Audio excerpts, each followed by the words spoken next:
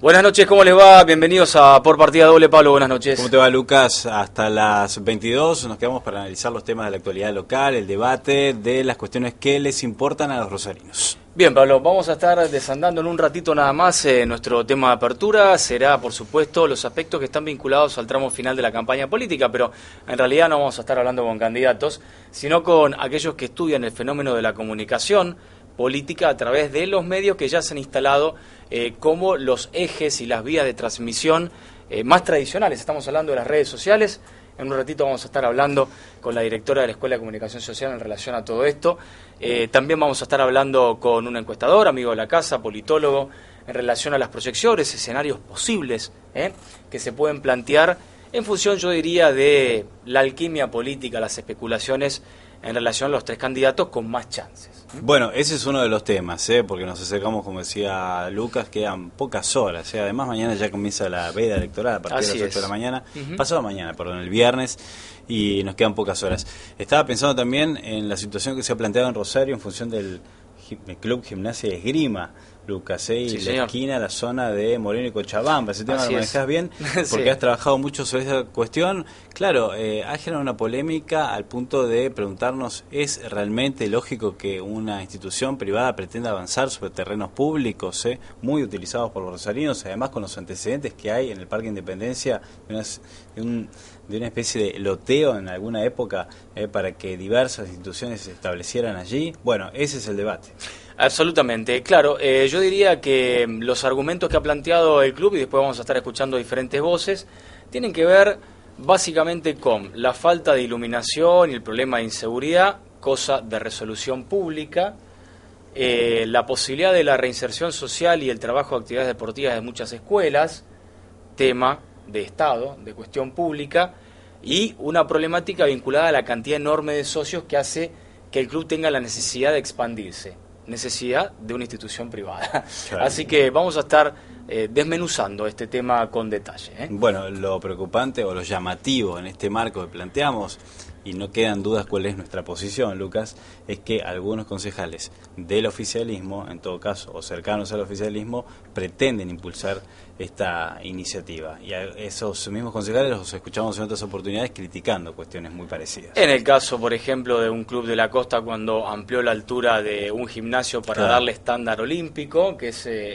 Rowing Club, que luego finalmente eso prosperó después de arduas negociaciones y dilaciones, pero hay un montón de casos, conocidos y no tan conocidos. Vamos a hablar también con un colega, una de las plumas más destacadas del diario La Nación, porque se especializa en la problemática, yo diría, de lo que son los ejes en torno al negocio del dinero que se desprende del narcotráfico. Estamos hablando de nuestro amigo Germán de los Santos, que ha tenido la deferencia de visitarnos esta noche. Germán hace investigaciones muy interesantes, por cierto, así que con él vamos a estar hablando de varios tópicos. Entre ellos, para citar, la lectura del veredicto que el próximo martes tendrá el juicio horario público contra el excomisario designado por el exgobernador Hermes Wiener. Estamos hablando de Hugo Tonioli. Sin ir más lejos, Lucas, recordemos que por estas horas, lo hablábamos antes fuera de cámara, el secretario de Seguridad de la Nación, Sergio Berni, quien insiste en, por ejemplo, que, como ha dicho Scioli, le han puesto un freno al narcotráfico en Buenos Aires y por eso vino acá a la ciudad de Rosario. Está acá en la ciudad, en algunos momentos sobrevolándola, en otros momentos recorriéndola. Así es. Bueno, en cualquier momento aparece Berni, abre un armario y aparece. Sí. Que aparezca, no habría ningún problema. No, Lo que es llamativo es que aparezcan helicópteros que aterricen en Rosario, después se fumen y no se sepa bien qué pasó. Bueno, eso es otro tema interesante. Bien, abrimos el programa entonces ya con los invitados. Silvana Comba está con nosotros. Gracias, Silvana, por venir esta noche, especialista en redes sociales, en estas cuestiones relacionadas en esta oportunidad con las elecciones y cómo han usado, para decirlo en pocas palabras, los candidatos a estas redes sociales, ¿no? Buenas noches. Buenas noches, muchas gracias por la invitación y también por brindar este espacio para compartir un poco los resultados de lo que venimos observando desde la universidad, ¿no? Desde el Observatorio de Medios, donde participamos un grupo, un equipo de docentes de la Escuela de Comunicación Social, el Centro de Investigación y Cultura, ¿no? Dependiente también de la universidad. Bueno, en la observación que realizamos vemos que en esta campaña ya todos tienen una presencia, todos los candidatos tienen una presencia en las redes sociales. Han ido ganando terreno en cuanto a las estrategias de campaña. Algunos hacen un uso diferenciado según la red de que se trate. Es el caso, por ejemplo, de Macri, que utiliza con el perfil de Twitter para fines más estrictamente informativos. Constantemente pone enlaces sobre notas que le hicieron, entrevistas, o amplía algunas propuestas derivando a su página. Y utiliza, por otro lado, Facebook y principalmente Instagram, con contenidos que tienen que ver más de tipo más emocional y más de índole privada. Así aparecen, por ejemplo, algunas imágenes de su hija, Antonia, y de la esfera puramente íntima, ¿no? Que forman parte también de su estrategia. ¿Es el que más usa las redes sociales, Macri? Yo diría que están en ese sentido muy parejos en cuanto a que en todos los casos se da un uso intensivo de redes y cotidiano, tanto Massa como Scioli, y con algunas características particulares los candidatos que tienen menos chances en cuanto a el resultado y que no tienen tanto espacio en los medios masivos y tradicionales. Es el caso, por ejemplo, de Stolbizer, que creó contenido específico para las redes. Por ejemplo, una campaña que se llama 60 ideas en 60 días, y bueno, iba presentando sobre los temas que trabaja en la campaña, sobre cambio climático, educación, algo sobre aerolíneas argentinas, presentando contenido exclusivo para Lo notable de Stolbizer, por lo que uno va buceando, ¿no? Es que sus tweets después obviamente linkean a su página donde tiene la agenda diaria de lo que es, por ejemplo, la presencia de medios, ¿no? Yo no sé si todos hacen eso, lo noté en Stolbizer, que ha sido muy prolija en ese aspecto. Claro, sí, la mayoría de los candidatos usa las redes como un complemento a los medios masivos, a los medios tradicionales. Entonces, todo lo que van haciendo a nivel de radio o a nivel de televisión, o inclusive sus spots, sus avisos, también están en las redes sociales. En el caso de Stolbizer, lo que aparece, por ejemplo, son algunos spots que no están en otro lado, sino únicamente en las redes. Claro. Eso sí, lo notamos como un elemento más diferenciador. Pero de todas maneras, ¿qué es lo más efectivo para ustedes? En cuanto a medios tradicionales. Sí, a redes sociales, ¿qué es lo que más da resultado? Crear, por ejemplo, estas cuestiones particulares, ¿resulta realmente efectivo? ¿Las siguen más por eso a Stolbizer o no? Y en todo caso, que alguien te siga o no te siga a través de las redes sociales, ¿también redunda después en un desempeño positivo o no sé cómo en la votación a la hora de la elección? Claro, en lo que vinimos observando, inclusive también en las PASO durante todo este año, es que no podemos establecer una correlación directa entre intensidad de uso de red social y resultado. Yo creo que las redes son un espacio que cada vez más está ganando terreno, un espacio donde hay que estar, una posibilidad para aquellos candidatos que no pueden afrontar costos demasiado elevados, y entonces en ese sentido digamos que ofrece una oportunidad de ganar visibilidad, como es el caso de Stolbizer o del Caño principalmente, pero siguen siendo, creo, un complemento de los medios tradicionales, porque todavía la lógica con la que están usando las redes sociales los candidatos es bastante parecida a la lógica de los medios masivos, o sea, es más una función de difusión de ideas y no tanto de conversación con los ciudadanos, que es la oportunidad que ofrecen las redes.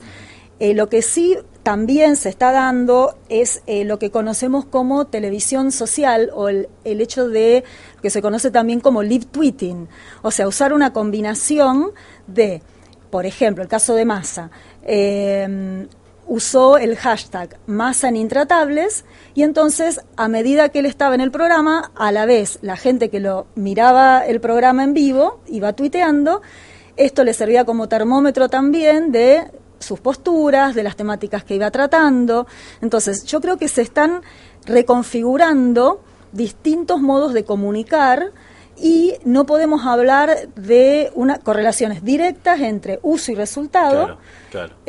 Y sí, creo, combinación de viejos y nuevos medios. Bueno, en ese caso, perdón, con el de Massa Intratables, él también acuerda esta cuestión con la misma producción del programa, porque el sobreimpreso correspondiente sale en pantalla. Sale en pantalla, claro. claro. Sí. Desde ya. Básicamente uno analiza todo esto, lo refiere hacia 10 años atrás y me parece que lo que es el fenómeno de la comunicación política, la construcción de la figura de un candidato y básicamente el discurso político ha tenido un vértigo en materia de innovaciones que está a todas luces claro. ¿Coincidís en que en realidad ya los políticos, del apuntador pasaron al jefe de campaña y de jefe de campaña ya están rodeados con equipos que manejan redes sociales, digo, en el mismo pie de igualdad, con el mismo nivel de preeminencia, con el mismo nivel de importancia? ¿Ha tenido en lo que hace la figura de un candidato esto un nivel de cuestión fundamental que era impensable? Sí, yo creo que el uso ha sido bastante, o sea, yo no sé si está realmente incorporado a las redes sociales de forma más integral en una propuesta de campaña o una estrategia de campaña. A nivel local observábamos, por ejemplo, que algunos candidatos tenían un equipo, alguien de la campaña que se dedicaba al manejo de Facebook, sobre todo, pero que, por ejemplo, en el caso de Twitter, la manejaba más el propio candidato. La instantaneidad que supone Twitter. Yo refería a lo mejor, por ejemplo, cuando los candidatos van a debate, por supuesto toda la militancia se traslada a Twitter y está la militancia tuitera que condiciona y genera temperaturas calientes de determinado candidato sobre determinada problemática, digamos. ¿Esto lo están leyendo los candidatos? ¿Es lo que se viene, es lo que se instaló, es lo que va a haber? Sí, yo creo que evidentemente lo están observando y de hecho en algunos casos hay, por eso mencionaba, gente que trabaja en la campaña y que exclusivamente maneja las redes. Pero creo que no hay una conciencia de, por ejemplo, lo que se podría explotar en las redes y que no se lo está explotando. Por ejemplo, en el caso de generar contenido que pueda significar un aporte a los ciudadanos a la hora de presentar una plataforma, por ejemplo, que solo como excepción aparece. Claro. Sí. Entonces, como decía antes, se sigue manejando con una reproducción de lo que está también en el medio masivo. Lo que se consume es vertiginoso y claro. pasa, y no sobre lo propositivo, digamos. Claro. Y de lo que era la vieja propuesta de los 10 temas que se publicaban y se daban en los kioscos de revista, en la época de las elecciones del 80 en adelante, a esto que podría ser un buen soporte, ¿no? Claro, porque habría posibilidad, por ejemplo, de desarrollar temas que no entran en un spot de campaña, porque la misma estética no lo permite, pero sí un video, por ejemplo, de fácil, digamos, y realización, con herramientas que ahora están muy disponibles, o plantear, por ejemplo, algunas animaciones, indicar, por ejemplo, de qué manera los lugares donde se puede votar, algunas cuestiones a tener en cuenta, etcétera. Información que sea útil y que se constituya un elemento diferenciador.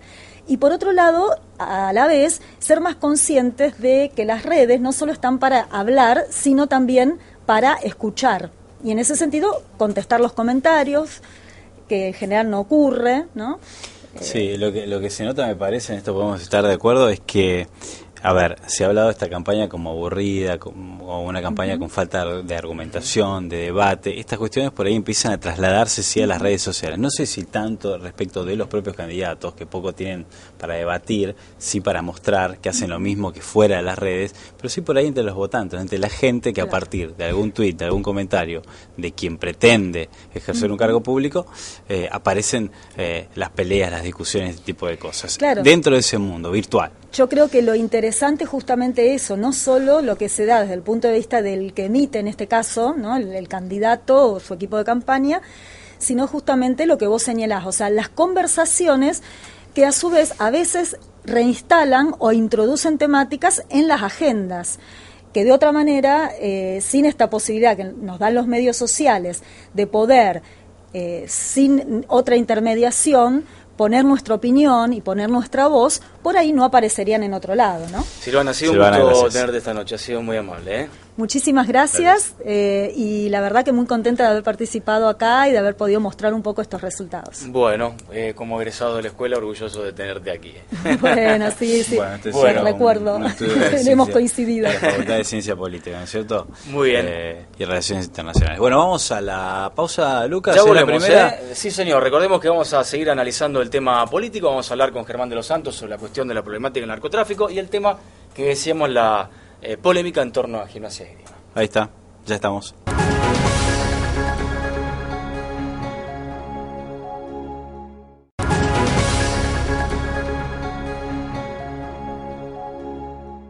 Aquí estamos hasta las 22 entonces, y ahora vamos a seguir hablando de los candidatos y su efecto sobre el electorado. ¿Qué pasa en las redes sociales? Lo analizamos recién. Ahora, ¿cómo lo mide la gente en función de las encuestas? Así es. Por supuesto vamos a presentar a nuestro invitado, es nuestro encuestador Andrés Mautone, aquí de Rosario, politólogo. Andrés, buenas noches. Buenas noches. Estaba haciendo el reparo y la referencia, y sería bueno que vos lo expliques, de que Sí. en realidad no se pueden divulgar por una cuestión normativa los últimos sondeos, ¿no? Sí, las nuevas disposiciones 8 días antes, así que Claro. de todos modos circulan A propósito de a las redes partir de- sociales. Exactamente. A propósito de las redes Pero esto sociales. no quita obviamente a analizar. Hay varios puntos, a ver si me puedo ordenar para que... Primero, vamos a hablar de el que va primero o iba primero en todos los sondeos hasta que no se pudieran difundir, que es el caso de Scioli. Esto independientemente si se resuelve o no en primera vuelta. Scioli va a tener que romper la historia misma, ¿no? Primero porque nunca un gobernador de la provincia de Buenos Aires llegó a la presidencia de la República. Y segundo, tampoco nunca un vicepresidente que haya sido elegido en una fórmula, luego presentándose como presidente lo fue. Me quedé pensando en Eduardo Duvalde cuando fueron los 5 presidentes. Bueno, pero era un presidente interino y no elegido Claro. por el pueblo, Bien, ¿no? correcto. Hubo muchos vicepresidentes que se hicieron cargo del Ejecutivo por fallecimiento Sí, sí. del presidente Claro, a lo largo de toda claro, la historia. claro. Bueno, primero eso. Después, ese domingo va a haber que prestar atención a algunos puntos que son muy importantes hoy ya que hablaron tanto de tecnología, que es los datos que nos viene dando en elecciones2015.gov, 3 puntos principales del país. Primera y tercera sección electoral de la provincia de Buenos Aires. Este es un tema muy importante porque ahí votan, en cada una de estas 2 secciones electorales, votan nada menos que 4.200.000 personas. ¿Puedo adivinar? En la primera y en la tercera. ¿Puedo adivinar? Sí, ¿por qué no? ¿La Matanza?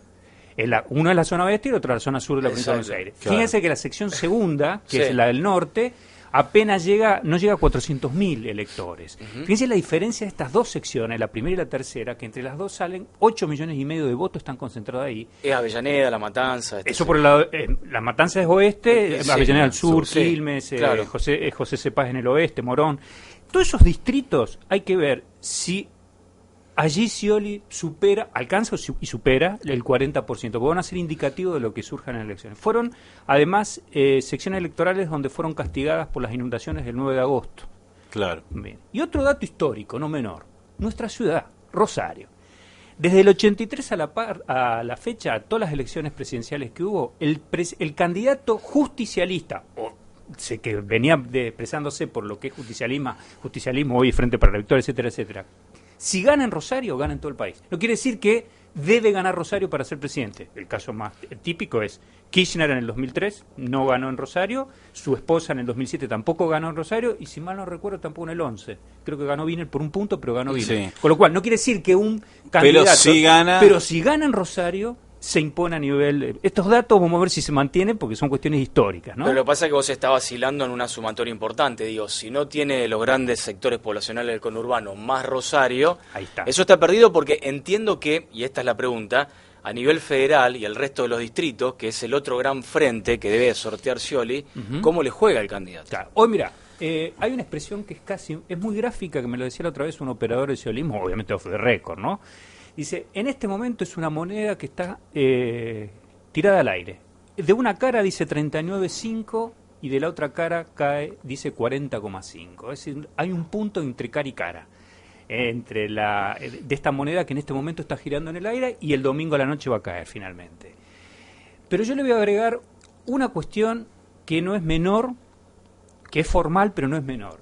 Estamos hablando de nada menos que la Constitución argentina. Hay 2 artículos, el 97 y el 98. Me voy a tener más en el 98 que en el 97. Por el 97 hace referencia a aquel candidato que saque el 45%. En cambio, en el 98 hace referencia a lo que aparentemente se haría, que es 40 con la diferencia de 10 sobre el segundo. ¿Qué dice estos 2 famosos artículos, pero fundamentalmente en el 98, que creo que se va a aplicar? Dice que el presidente que se imponga con más del 40% y una diferencia de 10 sobre los votos afirmativos válidamente emitidos. Repito, afirmativo válidamente emitido. Es decir, en las PASO se consideraron los votos en blancos, impugnados y recurridos. Pero ahora, para el cálculo, se cuentan, se contabilizan obviamente, pero para el cálculo del presidente no se toman en cuenta el porcentaje. ¿No? ¿Por qué digo esto? Porque a numerador constante, esto es una cuestión de matemática pura, y el denominador vos lo disminuís, una persona que saque efectivamente 39,7%, a los efectos prácticos de la aplicación del artículo 98, supera el 40%. Es del universo de los votos afirmativos. Afirmativos válidamente emitidos. Sí. Repito, afirmativos válidamente. Dos viejos zorros de la política como Alfonsín y Menem en el Pacto de Olivos, cuando lo pensaron para sus dos partidos, que en ese momento eran los que nominaban las mayorías argentinas. Esto es el Partido Justicialista y la Unión Cívica Radical.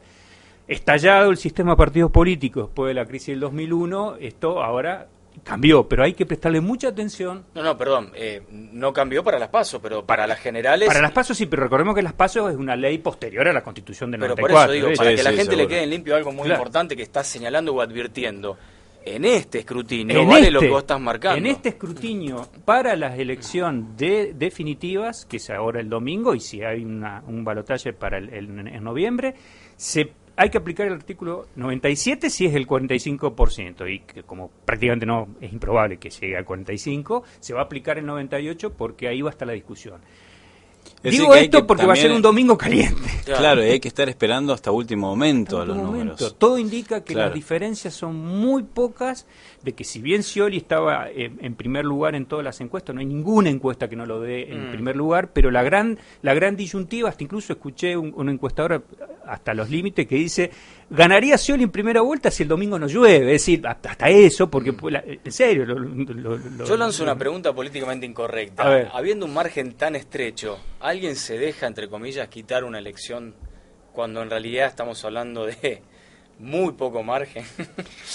Bueno, a ver, caramba, ¿no? Caramba, ¿por qué? Porque venimos de un año ajetreado sobre este tema, ¿no? Fíjense lo que fue Santa Fe, que obviamente no estamos hablando de ningún caso de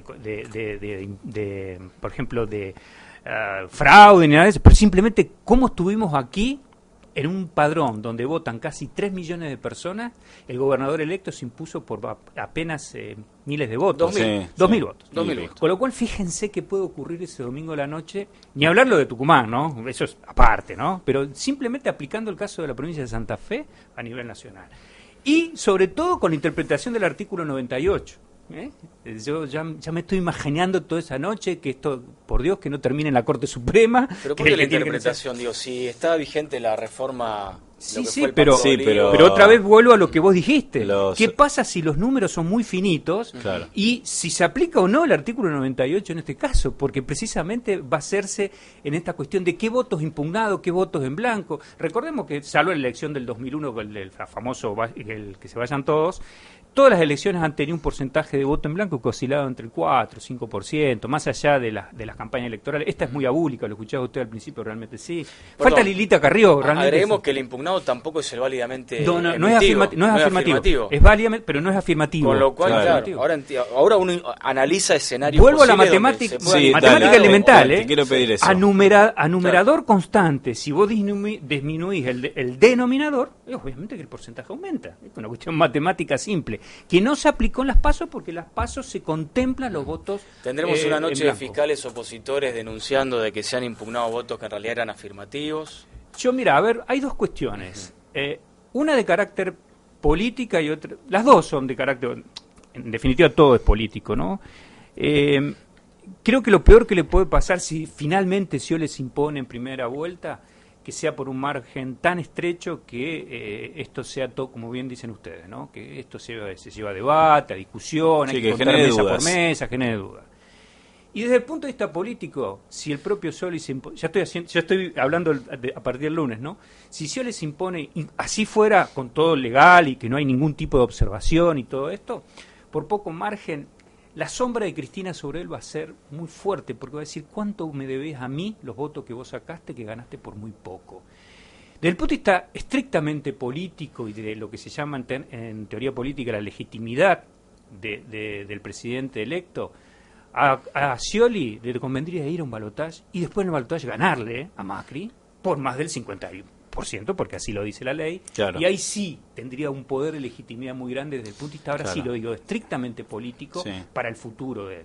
Por una cuestión de legitimidad. Ahora, Macri en el último tiempo, todo lo contrario, no se ha acercado en esa diferencia de 10 puntos, ni mucho menos, al contrario. Sí, hizo una plancha, casi diría más que una plancha, una siesta, ¿no? Ajá. Últimamente, que dio lugar a que Massa se le acerque muy peligrosamente. Fíjese lo que está pasando acá en el distrito de Santa Fe, ya fueron publicadas las últimas encuestas antes de todo, para los cargos de senador, y aquí había dos grandes electores que pueden llegar a quedar afuera de la senaduría. Aclaremos esto en un punto, porque en realidad el senador que tiene la mayoría Se lleva consagra a dos dos. de las tres bancas que se recambian. Que no habría Exactamente. discusión, que sería la que conduce, en este caso, que encabeza la de Omar Perotti. Sí. Bueno, sería Sagnum de Sagnum, apellido, la segunda, Sagnum. que la verdad, dicho sea de paso, es una ilustre conocida para muchos de nosotros. Y la tercer banca, que es el que se lleva la minoría, esa está tironeada. Pero hay alto riesgo de que los dos grandes electores que tiene que ahora podríamos decir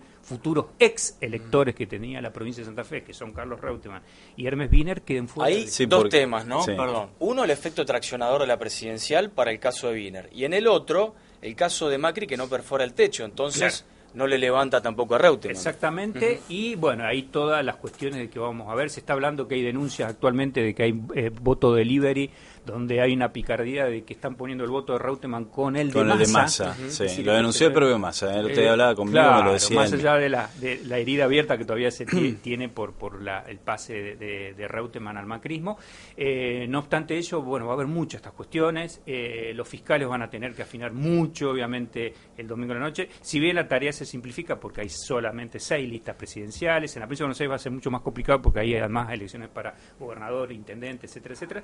Pero aquí en la provincia de Santa Fe va a ser mucho más rápido. Pero insisto con esto, no me quiero ponerle buleyo, no es mi materia además, pero recuerden, artículo 98 Sí. de la Constitución Sí. Nacional. En esta cuestión de los candidatos a senador, hay que mencionar a Romagnoli, que es el candidato de Massa, porque justamente por esto que estamos mencionando, si se diera la cuestión, a ver, en esta oportunidad idéntica a las PASO, bueno, podríamos ver que Carlos Reutemann podría consagrarse una vez más ser senador nacional, Sí. no se lleva muchos años y pocas propuestas, pero más allá de eso estamos hablando de otra cosa.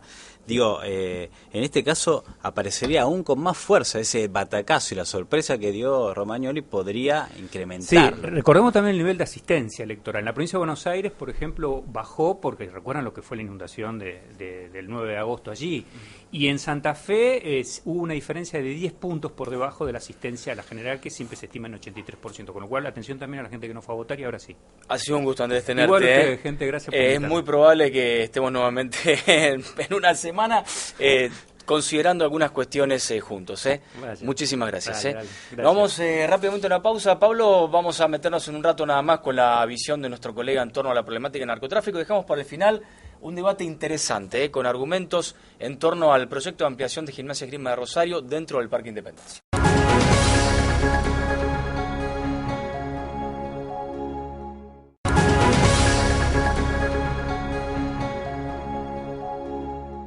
Bueno, las imágenes, Pablo, nos introducen a este bloque porque vamos a presentar a nuestro colega y periodista del diario La Nación, Germán de los Santos. Buenas noches. Hola Germán, ¿Qué tal? Buenas noches. ¿cómo estás? Muy bien. Un gusto Bueno. tenerte acá, Germán. Con Realmente. en principio algunas novedades en torno al caso Narcoarroz. Podremos Claro, sí, arrancar con porque eso perfectamente. Hace pocas Horas. horas salió el procesamiento para 13 imputados y es interesante porque tiene uno de los protagonistas de acá de Rosario. Bueno, la droga fue incautada y secuestrada en septiembre pasado por Gendarmería acá. Ujú. Y Antes de uno que de los antes de que principales- llegara al puerto, ¿no es cierto? Claro, en un depósito fiscal. Y uno de los procesados, incluso a los que el juez Torres de Buenos Aires le dio más duro, es a Gabriel Sili, que es un médico de acá de la ciudad de Rosario, donde se encontró parte de la droga en calle Víctor Mercante al 1100. Y ahí, bueno, después del procesamiento, digamos, de la lectura de este fallo, uno se va enterando, digamos, qué había en esa casa. Primero que había otra persona, que eso también no estaba muy claro, que era un colombiano, que es Jorge Elícer Ramírez Cuartas. Esta persona estaba con Silly en esas casas, son 3 casas que estaban comunicadas entre sí, Ajá. y había cocaína por todos lados. Ahora, pero porque no solamente... esta otra persona ahí se ¿no quedó procesa- detenida? ¿No? ¿Qué pasó? Claro, sí, están los 2 detenidos. Ah, bien. Están detenidos en el penal de Seiza. Y lo que se encontró ahí, por eso ahora surgieron detalles, son algunos instrumentos que se utilizaban para camuflar la droga en el arroz. Se sabe de esta operatoria porque en realidad Pero se lo- está lo explorando una ruta y todo el tema del arroz ha generado mucha expectativa por lo complejo de poder detectarlo con algunas sustancias químicas. No era tan fácil, ¿no? Claro, no, y el juez en el fallo de procesamiento dice que todavía no, por las pericias que hicieron, no pudieron identificar cómo Silly metía la cocaína en el arroz. O sea, es algo hasta ahora inédito, pero bastante sofisticado, por lo que parece. Se encontraron tubos de medicina molecular en la casa y este tipo de instrumentos, por eso que hacen un escalón más complejo de lo que veníamos viendo hasta ahora.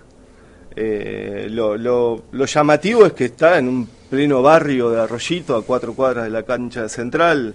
Digamos, había un laboratorio muy interesante, porque lo que se estaba haciendo era probar esta ruta de Rosario, Puerto de Buenos Aires. O sea, acá se hacía el control de la aduana, en un depósito fiscal de la zona oeste que se llama de Binder, SRL. Iba al puerto de Buenos Aires, de ahí iba a África, a Guinea-Bissau, y de ahí entraba por Portugal a Europa. Y lo que estaba haciendo esta banda de colombianos era probar la forma de meter la droga en Europa. Pero bueno, tenía un punto estratégico acá en la ciudad de Rosario. Claro, punto estratégico que convergía también con pacientes que iban a atenderse por este médico, suponemos. Bueno, él en la indagatoria, yo estuve hablando con quien fue en un primer momento su abogado. Sí. Él le dice al juez que la cocaína que fue incautada en su casa la usaba para los tratamientos contra el dolor con pacientes terminales. Lo que pasa es que se encontraron por lo menos 5 kilos de cocaína en una de las casas. Te escuchaba atentamente sobre esto, que es muy, muy novedoso y que das con un lujo de detalle que te agradecemos porque realmente es muy, muy interesante, en relación a que el juez le dicta un procesamiento y vos decías, elige la figura del oncólogo como, digamos, una cuestión central. A ver, hemos escuchado, valga la redundancia, escuchas a nivel televisivo sobre el contacto y el diálogo de este médico con su contacto en Portugal, es decir, ¿cuál sería el rol del doctor Silly? En el expediente lo que se dice es que Silly era un integrante operativo de la banda, que se dedicaba específicamente al tema de camuflar la cocaína, básicamente, porque había como en la estructura niveles superiores, que eran todos colombianos, que se dedicaban fundamentalmente al tema del lavado de dinero.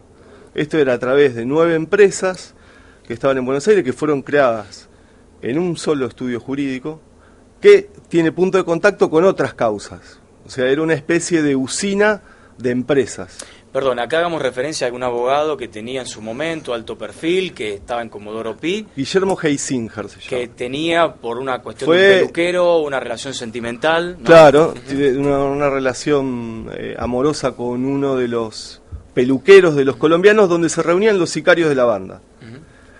Por eso, lo que nos decían gente de inteligencia en Buenos Aires es que por primera vez se había detectado una organización con todos los niveles funcionando plenamente en la Argentina. Desde los niveles empresariales, digamos, que se dedican fundamentalmente al lavado de dinero, hasta los sicarios. Porque hay 2 colombianos que matan, uno en Unicenter y otro en los bosques de Palermo, que son de este grupo. Es interesante, subrayo esto, por primera vez se ve la foto de toda la estructura. Toda la estructura. Que después nosotros tuvimos acceso a más documentación que se relacionan con unos serbios que llegan, que vienen después acá a Rosario también. ¿Serbios? Que vienen a alquilar los autos acá a la ciudad, con los que se manejan y van a Buenos Aires. Y estos serbios querían exportar cocaína en cruceros de lujo. ¿Y a quién le alquila los autos en todo caso? ¿Cuál es el nexo? A una empresa de acá de Rosario. ¿Y qué vínculo tiene? No. Pero vienen a buscar. alquilan. ¿Y ahí quién aparece? A ver. Walter Schure, el que fue detenido la semana pasada claro, por Bernie. tal cual. Uno de los que figura alquilándole los autos. Ajá. Recordemos un poco el perfil de Que Jure. Jure, digo, ¿qué tiene que ver con los serbios? No sé. No, bueno, pero Jure aparece vinculado en lo que es el rey de la marihuana, así se denominó, al famoso francés de apellido Polus, que en realidad es polaco, ¿no? Polaco-francés. Polaco-francés. Sí. Uh-huh. Digo porque en realidad hay un nexo en la figura de Jure. Digamos, fue Sí. en el 2003, él manejaba un camión de Polus. Después como que no tuvieron más contacto. Polus está preso ahora. Sí. Vivía en Granadero Baigorria. Pero en los últimos allanamientos que hace Bernie, aparece... Él lo relaciona, pero después el fiscal no afina tanto esa relación. Germán, ¿hay muchas bandas de este tipo? Son pocas las que operan con muchos integrantes y en todo caso con varios subgrupos entrelazados. Bueno, mira, lo interesante de esta causa, que la tiene el juez Torres de Buenos Aires, que hizo una investigación importante, es que él habla de que hay una relación con otras dos causas muy importantes, que es Luis XV, que también están involucrados colombianos, sobre todo Meyendorf, que es uno de los más grandes. Un breve punto. Fue detectado un cargamento de muebles con cocaína en su interior. Exactamente, en su interior. ¿Para qué? Sí. Y después el caso de Carbón Blanco, que bueno, que también tiene punto de contacto acá en la zona, porque uno de los líderes de este grupo de Carbón Blanco era Patricio Gorosito, claro, el expresidente de Real Arroyo Seco. Recordemos el nexo, Salta, puntos del norte de la provincia de Santa Fe. Claro. Para luego en carbón ir rumbo a Europa. Claro, era en el Chaco, en una planta en Quitilipi, se cargaban contenedores con bolsas de carbón de 20 kilos que salían para Portugal. Pero bueno, ahí también en ese juicio que terminó hace un mes y medio más o menos, lo que se avanzó es que la droga en un momento estuvo acopiada toda acá en Rosario. Iba al Chaco y después salía por Buenos Aires. Claro. ¿Ha crecido el narcotráfico en el último tiempo en la Argentina, en Rosario? No hay forma de cómo compararlo, digamos, para decir si creció un tanto por ciento. ¿Se ha investigado mejor? ¿Se ha visibilizado la cuestión más? Lo que sí que lo que a mí me parece más allá de la cantidad, que han aparecido grupos como muchos más sofisticados. Sobre todo esto lo que estamos hablando de estos colombianos que son del cartel del Valle Norte, de la zona del Cauca de Colombia, que al ser desplazados de allá vienen hacia acá y empiezan a operar no solamente en Buenos Aires, sino también con puntos de contacto en Rosario, Mendoza y Tucumán, son organizaciones bastante sofisticadas. En el caso de Luis Medina, que tenía, digamos, residencia en un country de Tigre y vinculación con colombianos, ¿se desprende algo relativo a esa territorialidad que han tenido los colombianos al desembarcar en la República Argentina, en el Tigre, provincia de Buenos Aires, luego ramificaciones con Rosario? Sí, hay en una investigación que hizo Arroyo Salgado, en un momento se topa con el nombre de Luis Medina y algunas escuchas telefónicas de un secuestro que hubo en Buenos Aires, pero después yo no tengo conocimiento de que en la causa de acá de Rosario se haya avanzado en esa relación. Lo que sí que hay algunas cosas que son llamativas, como lo que ocurrió en Maciel, estos 22 creo que fueron ciudadanos colombianos pidiendo carnet de conducir en un pueblo en que no tenían residencia, digamos. Nadie supo por qué. Claro. Y mientras tanto, claro, es más fácil instalarse, como dicen muchos acá en la provincia de Santa Fe, en Rosario, por las vinculaciones y la connivencia con la policía. Bueno, eso yo creo que eso tiene, porque en la mayoría de las causas que se tramitan acá en la provincia de Santa Fe, siempre aparece un policía, es el denominador común. Tuvimos el caso de, como contábamos lo de Jure, fue detenido el jefe de la comisaría 19, Smith, y está siendo juzgado nada menos que el ex jefe de la policía, Hugo Tognoli. Sobre eso un puntito, el martes está el alegato y la resolución judicial del juicio oral y público. ¿Cuál es tu idea, tu pálpito? Yo no lo seguí detenidamente al juicio, pero por lo que me fui informando y hablando con gente que estuvo ahí un poco más en el tema, me decían que no va a ser sencillo para el tribunal, con las pruebas que hay, probar un encubrimiento, porque es muy delicada esta figura, sobre todo porque lo que ha hecho es destruir las pruebas.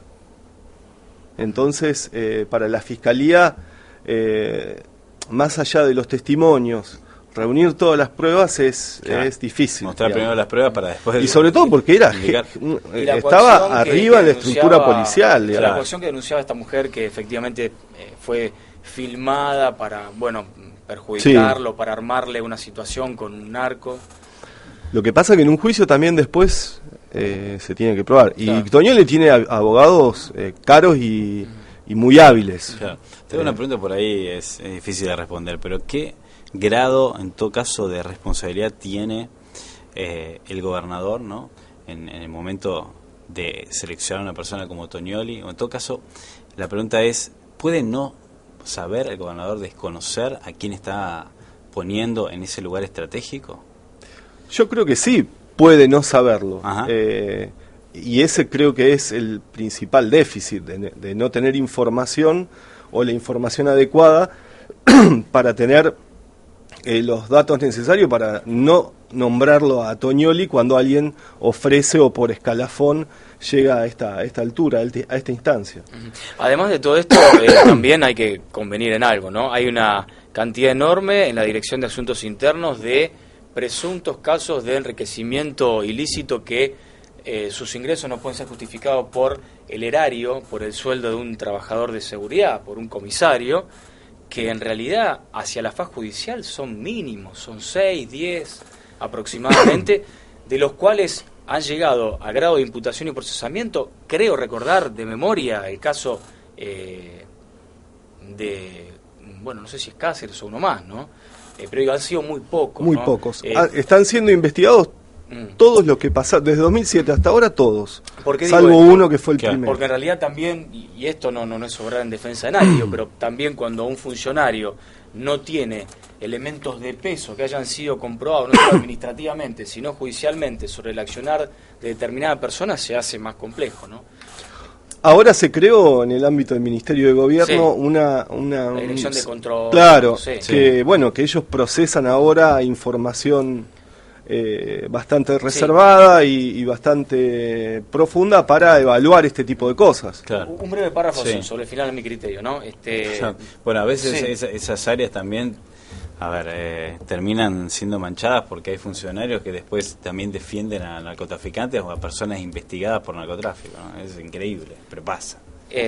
Como también algo que voy a mencionar, pero esto es punto y aparte, en esta provincia se ha hecho gala durante mucho tiempo, no solo de que se investigan presuntas situaciones ante el OABIF, está muy bien que los funcionarios tienen clave para hacerle la presentación, está bárbaro que hay contacto con el Procelac. Ahora, hay una dirección de presunción de lavado que está a cargo la doctora Margarita Zabalza, que es la hija de Juan Carlos Zabalza. Yo sinceramente, y esto no es una imputación de nada, es sencillamente una pregunta al aire, yo no conozco nada de lo que se haya hecho, absolutamente nada. Es decir, me siento con un colega y tengo un caudal de información importantísimo, además de que vos sos una persona dedicada, pero digo, funcionario que ha sido investido en un cargo para dedicarse a todo lo que es la ruta del dinero, más allá del búnker, del soldadito, sino a las estructuras importantes de traspaso del dinero negro al dinero blanco. Yo, la verdad... No, se han creado áreas en el gobierno dedicadas a, por ejemplo, el control de armas, el tema de delitos complejos, pero el tema, son después cómo se llevan adelante las investigaciones. Pero no hay un informe sobre presunción de que esa lista no era bien, ganada, bien habida, digo. Por lo menos yo no tengo conocimiento de que haya algún tipo de informe, que justifique toda esta cosa, nomenclatura que se hizo, ¿no? La verdad... Bueno. Germán, muchas gracias. No, gracias a ustedes. Ha sido muy amable. Vamos a la última parte del programa. Sí, claro que sí. Después de la pausa con el Club Gimnasia y Esgrima de Rosario.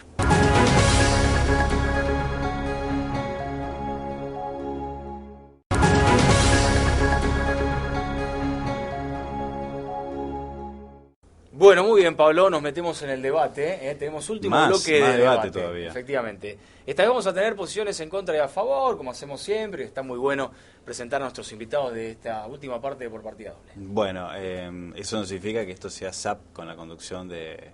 ¿Cómo se llama? No, que sea un debate, posiciones en contra y a favor, se peleaban, se agarraban de los pelos. No, nada bizarro. Polino, todo muy mucho maduro y con alto nivel de argumentación. Vamos a saludar a la concejala radical María Eugenia Schmuck, que está con nosotros. Gracias por venir, Mario. No, gracias a ustedes por invitarme. Y al responsable, de la Asociación Amigos Parque Independencia, Adrián de Alessandro. ¿Qué tal? Gracias a los dos. En principio, bueno, ¿por qué habría, María Eugenia, que aceptar esta, si es que vos pensás eso, ¿no? Esta solicitud de esta institución que mencionamos, el Club Gimnasia y Esgrima, de ampliarse en este sector donde hay eucaliptus añosos, entre otras cosas, y que forma parte del espacio público del Parque Independencia? Cuando nos trajeron el proyecto, a mí me pareció interesante desde la perspectiva que ese espacio hoy, por diferentes razones ajenas, digamos, a los vecinos de la ciudad de Rosario, no se está utilizando prácticamente, y que sí hay una fuerte demanda de las escuelas públicas de lugares donde hacer educación física. Y ellos planteaban como contraprestación de esa sesión de uso, el que fundamentalmente todas las mañanas y un poco más, se prestara en forma gratuita a instituciones públicas. Empezamos a plantearles algunas dudas que teníamos en la Comisión de Planeamiento respecto de, por ejemplo, el tema de los árboles. Una de las condiciones para empezar a tratarlo era que no se tocara ningún árbol, porque si no directamente ya íbamos a tener nuestra primera oposición. Y sí hay posibilidades de no tocar ningún árbol, más allá de que el proyecto original plantee que haya que derribar 2. Nosotros lo que le decíamos es que eso ya de entrada no lo íbamos a aceptar. En la Comisión de Planeamiento fue bastante unánime en ese sentido. Le dijimos si se puede pensar en una estructura móvil y en menos lugar plantearon también, en menos metros plantearon también algunos concejales. Ellos lo que plantearon fue una estructura móvil que pueda, como te decía, ser utilizada por las escuelas de mañana, fundamentalmente para la construcción de canchas de vóley y de básquet, sí, y alguna ampliación de la parte de recreación, sí, del propio club. Que la inversión la iban a hacer ellos y que la contraprestación sería esta cesión gratuita a muchas instituciones públicas. Por supuesto que a mí me parece buena la idea, pero lo hablábamos con Adrián, que lejos de estar enojados, trabajamos muchas cosas juntos y vamos a seguirlo haciendo. Ya nos pusimos de acuerdo para la semana que viene volver a la carga con algunos temas que siempre trabajamos juntos. Vamos a escuchar a todos los actores. Nunca, menos en estos temas, uno tiene una definición absolutamente cerrada. Me pareció buena la idea, es un borrador, lo mandamos al Ejecutivo, a todos los actores que están a favor y en contra los vamos a sentar en la mesa y por supuesto los concejales tomaremos de esas opiniones para tomar una definición. Bien, Adrián. Bueno, nosotros en realidad tenemos una mirada bastante distinta en el sentido de que, creo que la ciudad viene de sostener una especie de política de Estado, más allá del color político de los distintos gobiernos municipales que hubo, en donde, no caprichosamente la ciudad de Rosario se destaca en el contexto de la República Argentina por ser una de las ciudades que más ha crecido en materia de espacios verdes públicos. Cuando la Organización Mundial de la Salud recomienda un mínimo de 14 metros cuadrados por habitante y nosotros en Rosario estamos en 12 y creciendo, creo que esto es una cosa que haría un poco desandar esto que, insisto, es una política de Estado. Yo ya no lo atribuyo a ningún mérito de ningún gobierno municipal en particular, porque es una actitud, digamos, que se ha sostenido con el paso de los años. Lo que es hoy el bosque de eucaliptus que está en la zona de Moreno y Riobamba, para quienes nos están viendo se ubiquen más fácilmente, hoy es un espacio verde público con una arboleda que tiene un desarrollo de entre 100 y 110 años aproximadamente, y tendríamos en su lugar, es un poco inevitable la colocación de estructuras que no son compatibles para nuestro criterio con las características del espacio.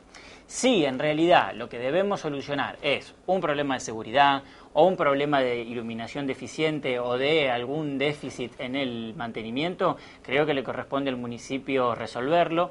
La zona está en obras en este momento porque se está repavimentando la calle Moreno, se está haciendo las nuevas veredas dentro del plan de repavimentación. Calle Moreno también está teniendo sus nuevas veredas y hoy la secretaria de Obras Públicas nos confirmó que comienza la segunda etapa el lunes, que es la vereda justamente que va a ir bordeando el predio de Gimnasia y Esgrima. Veredas que el club se había comprometido cada vez que tenía que renovar su concesión en el parque, prometía hacer las veredas, nunca las hizo. Ajá. Y además yo quiero que, bueno, todos pasemos y veamos cómo está el entorno externo del club. O sea, no hay ningún tipo de compromiso por parte de la institución de tener una compatibilidad con lo que es el parque más importante de Rosario. Y justo ahora uno se pregunta, ¿por qué lo tendría ahora, no? No, totalmente. Además que los reclamos se han hecho en reiteradas oportunidades, tanto en forma directa desde nuestra asociación como vía municipalidad. Vean lo que es ahora, o sea, volquetes que hace meses que están allí, materiales de construcción que han quedado y que ya tienen hasta hierbas entre los escombros del tiempo que hace que llevan ahí. Digamos, o sea, muy poco compromiso. Lamentablemente tengo que decir que la mayoría de los clubes que están dentro del club tienen una actitud similar de desaprensión para lo que es el resto del parque. Digamos, entonces, a ver, creo que me parece que son todas las necesidades de las que plantea María Eugenia, son necesidades que realmente existen, pero que corresponde al Estado resolverlas y que hay otras opciones y no... A ver, nosotros, por ejemplo, en nuestra página que tiene nuestra asociación, hoy hicimos una comparación. Le preguntábamos a los vecinos, ¿ustedes qué quieren? ¿Esto, que es la imagen de lo que es el bosque actual, o esto otro, que es un alambrado con una lona, con publicidad deportiva, como tiene todo el contorno de Gimnasia y Esgrima, con un pórtico de ingreso a un club privado, digamos? O sea, creo que la contraprestación escolar no es lo suficientemente abundante como para que cerquemos un predio que hoy está abierto para la gente, ¿no? Para los dos, de mi parte, quizá esa es la intervención nada más en esta temática. Yo me tomo de los 3 argumentos del club que esgrimieron en la comisión como para que ustedes hagan sus consideraciones. Falta de iluminación del bosque de eucaliptus, inserción de las escuelas y un problema con los socios, que son 9.000 y les explota el club y necesitan más espacio. Esgrimieron esos 3 argumentos. ¿Sobre esos 3 argumentos?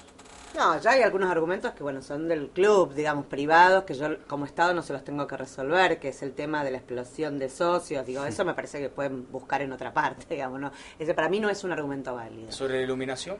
No, la iluminación me parece que, al igual que las veredas, yo averigüé porque sabía que había este planteo de las veredas, y la verdad es que si fue de palabra, porque no hay ningún convenio que plantee que el club debió hacer cargo de las veredas en el pasado. Yo digo, revisé todos los convenios y no hay ninguna formalización de que el club era el que tenía que hacerse cargo. Puede haber sido de palabra, y eso no lo niego porque la verdad no he estado, pero formal no había ninguna obligación, porque a mí me pareció un dato no menor a la hora de establecer un nuevo convenio como concejal.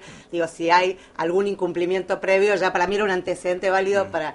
Y no lo hay, al menos formal. Sí, lo que hay es una prohibición. Sí, hay una prohibición de extenderse hasta el año que viene, que se les vence el convenio, y por eso también han traído el convenio en esta fecha. Porque, claro, a propósito, porque a la renovación, sumarle. Exactamente, porque con el convenio actual no lo podrían hacer, habría que hacerlo sobre el nuevo convenio. Eso también ha quedado claro en la comisión de planeamiento.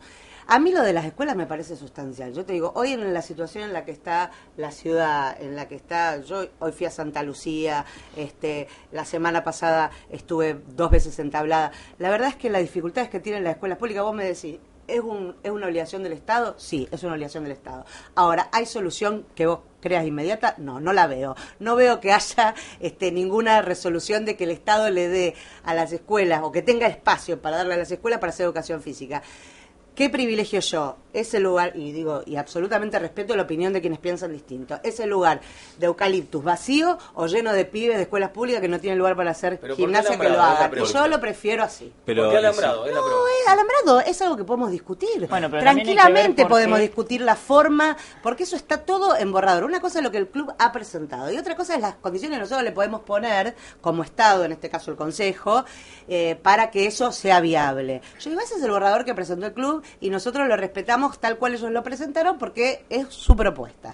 Ahora, le podemos hacer todas las modificaciones escuchando a los actores que quieran intervenir en esta discusión, que sean necesarias para que encontremos un camino intermedio. Yo no creo ni que haya que enfrentarse a la posición que plantea hoy Adrián y que es de muchos vecinos, como también la de otros vecinos que quieren que allí haya María algo Eugenia, y el club, ¿no? ¿qué propusieron exactamente respecto de las escuelas para conocerlo con más detalle, ¿no? Que puedan ir ahí, que sean escuelas con características especiales, cederlo todas las mañanas a escuelas públicas. Pero ese espacio a construir, bueno, o todo el club. Hay que ver no, también el club ya lo cede a las escuelas durante las mañanas, tiene varias escuelas, incluso la sede de, eso también lo averiguamos porque hace también a las características de cumplimiento del club respecto a estos del deberes centro con la sociales. escuela Sarmiento. Sí, pero ¿por qué el polideportivo Jorge Newbery, por ejemplo, a la mañana se lo ve despoblado? ¿Por qué Provincial se lo ve despoblado durante la mañana? O sea, a ver, tenemos la necesidad de cubrir espacio físico.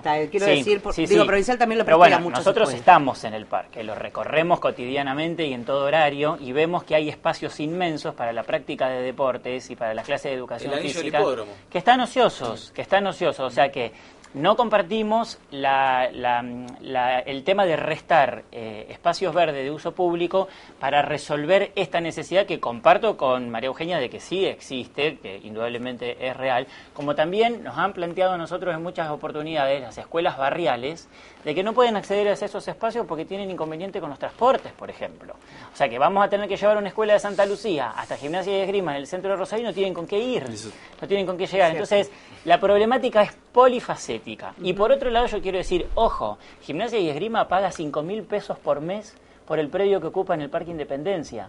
Una persona que quiere alquilar un departamento de 3 dormitorios paga muchísimo más que eso. Reformular los cánones, no se sostiene más.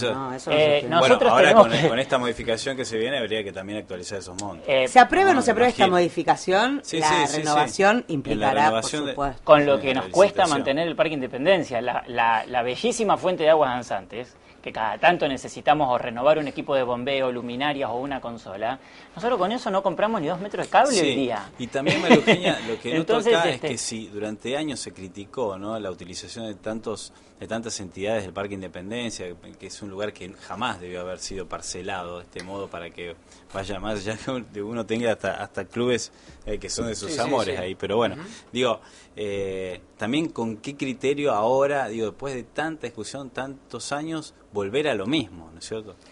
Sí. Desde ese lugar, no sé si lo han planteado. Porque además en los 80, en la época de Usandizaga, ya fue cedido donde está el club.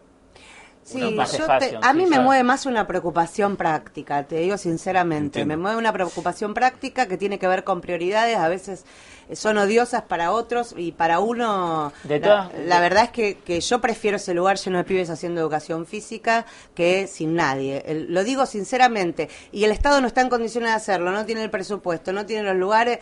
Y bueno, si el club le ponemos condiciones, hacemos que encontremos una propuesta intermedia, y yo prefiero verlo lleno de vida, de gente que no tiene acceso a un polideportivo. ¿Te puedo hacer una pregunta personal? Sí. ¿Vos sos socia de Gimnasia? No. Ok. No. El concejal del CAF soy socia. Sí. Yo creo que sí, ¿no es cierto? Sí, pero esto me parece que atraviesa... por ahí, porque por ahí los directivos van hacia alguna persona conocida. Adentro y afuera del club, para viabilizar el proyecto. De todos modos, nosotros nos quedamos con el dato positivo de todo este debate, de que a instancia de la presentación del club, ese espacio va a recuperar mucha vida, porque hoy nos comentaban en la Secretaría de Servicios Públicos que se van a instrumentar muy prontamente mejoras en la iluminación, que se va a instalar mobiliario urbano, que insisto, ojo, no lo ha tenido hasta ahora porque a nosotros nos parecía muy interesante que el Parque Independencia tenga rincones naturales, agrestes, de las características que tiene ese bosque, como también hay otros sectores del parque que son de esa manera. No todo tiene que estar urbanizado. Tratemos de tener también el privilegio de tener a pocas cuadras de la peatonal Córdoba lugares donde realmente vive la naturaleza, no tan invadida por la gente, ¿no? Les agradezco la madurez de los argumentos, el diálogo muy fructífero para nuestros televidentes. Es momento de despedirnos, Han sido muy amables, muchísimas gracias. Bueno, me llega un mensaje, Lucas, en este momento como a Rial, ¿viste? ¿Qué pasa? Y me dicen que las autoridades de Gimnasia de Esgrima tienen todas sus notas que ha publicado en la capital archivadas y con alfileres y un muñeco suyo. Bueno, caramba, pero no hay que matar al mensajero. No hay que matar al mensajero. Situación en la cual muchos funcionarios... Está terrible, Lucas. Muchos funcionarios lamentablemente incurren a veces, ¿no es cierto? Si usted supiera, querida amiga, amigo que está allí atrás de cámara y en sus casas. Bueno, nos vamos. Nos vamos, amigos, nos reencontramos en una semana ya con autoridades nacionales nuevas, eso suponemos. Claro. A todos gracias por estar, Hasta Chao. luego.